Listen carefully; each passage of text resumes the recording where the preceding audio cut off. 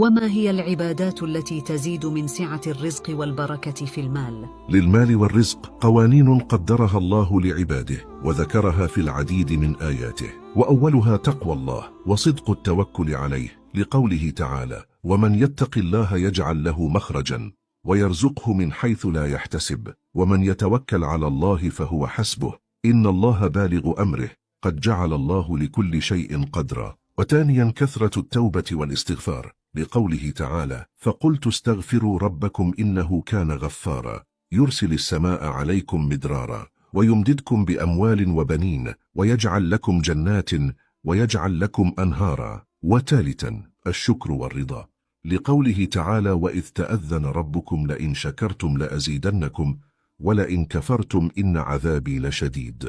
ورابعا صلة الأرحام، لقول رسول الله صلى الله عليه وسلم: من أحب أن يبسط له في